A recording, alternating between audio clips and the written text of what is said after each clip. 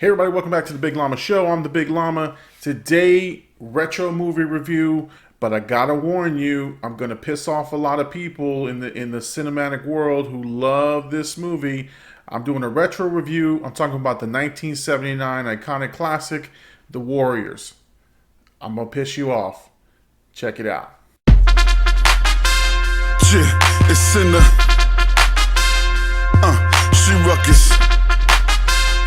Dead beat, let's go, let's go, let's go, let's go. You ain't a killer, boy, stop. I hear you yelling stacks on deck, boys. Hey everybody, welcome back to the Big Llama Show. I'm the Big Llama. Yeah, we're gonna do this a retro review. We're gonna do the 1979 classic, The Warriors. I know it's a known movie that a lot of people who love movies really dig. Can you dig it? But I ain't like it that much.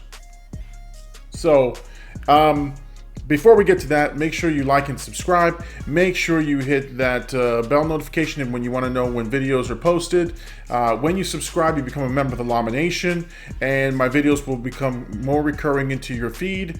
Appreciate it. And if you like this video, give a like. If you don't like this video, I can understand why. I'm about to say some things about this movie that you might not agree with. All right, let's get to the movie review. All right, let's talk about this movie. And let's really get into the good and the bad, because I thought I would love this movie. And I have seen it before when I was younger, but I really didn't understand it. But now I've watched it twice because now it's on HBO Max.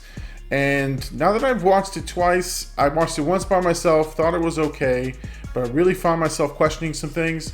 And then I watched it with my kids, and they were clowning the movie a little bit, and it really made me think about how this movie is constructed. All right, let's talk about the good. The good in this movie, there's a unique style, and the gang film is exceptional. I know that they filmed at night, but it was out of necessity, I think, for the budgeting. But that look was a gritty look, and it was very, very impressive. The most genius thing I thought I saw in this movie were the transitions in storytelling that went through the DJ. It really helped flow the movie, and it was through music and it was through the words. Even though she wasn't narrating necessarily, she was giving sort of the beat of what was happening, and it was summoning out obviously the other gangs to take action. Very, very genius, very, very innovative, and I believe Spike Lee did the same thing in Do the Right Thing, where I think Samuel L. Jackson's DJ character sort of told the pulse of the day of the particular neighborhood. So that's part of some of the good stuff of this movie. Now let's talk about the bad, and there's lots of it.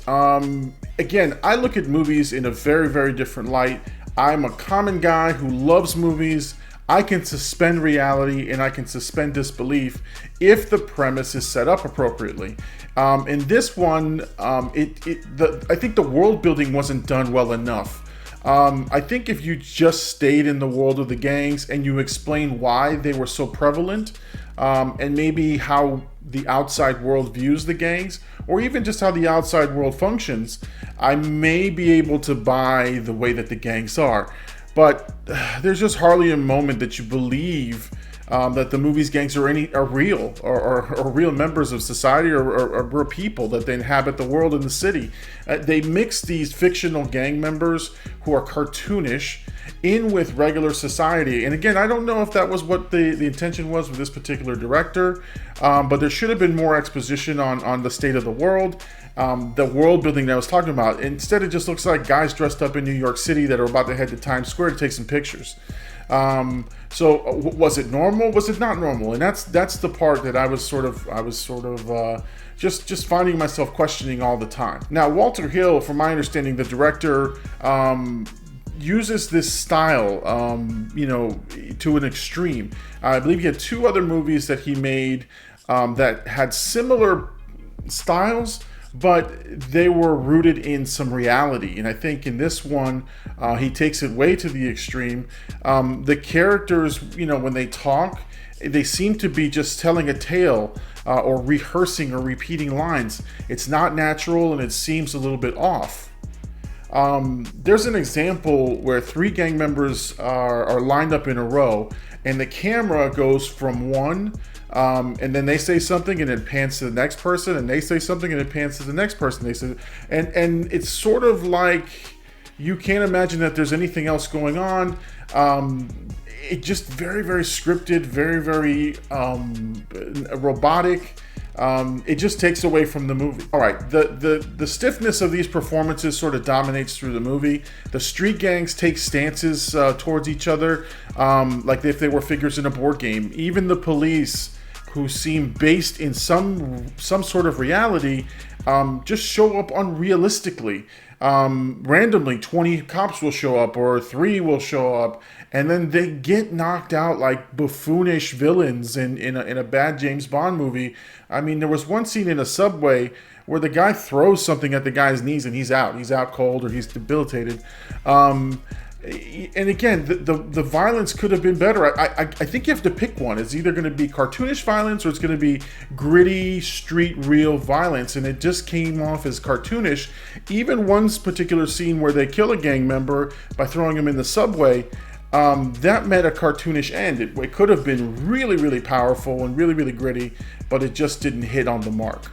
All right, my last complaint really about this is, one of the chase sequences that they have this big of their actions. And the fact that they outrun a school bus, like a full school bus, and they're in full sprint is really, really annoying. I did make the comment to my son that, I would hate to be an actor on this movie, because all they did was run. All they did was run around, and there was a couple of good scenes in there where they had some fight sequences, but even those were cartoonish and silly. The last thing that really needs to be addressed about this movie, and I don't like doing this about movies, because sometimes the era in which those movies were made and the reasons that those movies were put together, it is a product of that era, a product of that time, what was acceptable culturally or from society at that time.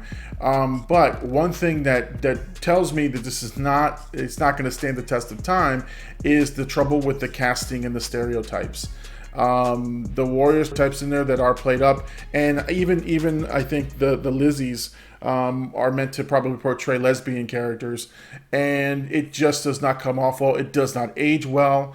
And it does leave you sort of, it's comical to the point where you go, okay, I get what they're doing, but at the same time, you feel a little bit uncomfortable that maybe this isn't appropriate, or maybe the director's, living in an old world.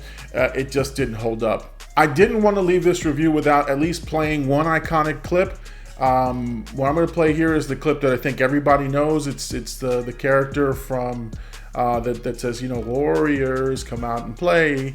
Very powerful scene, very, very greatly acted. Let's check out that scene real quick.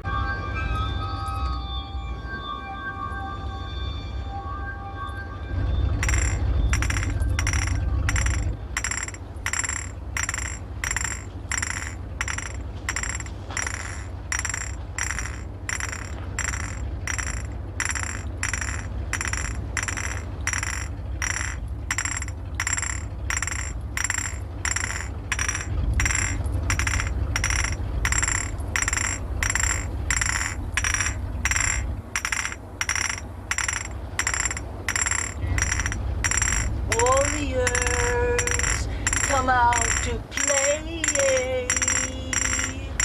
Warriors, come out to play.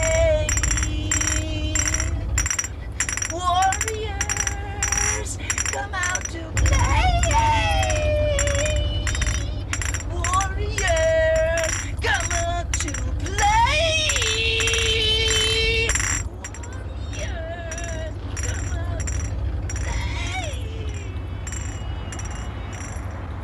All right, well, that's my retro movie review for The Warriors, the 1975 classic. My overall rating, I'm going to give this one a D+.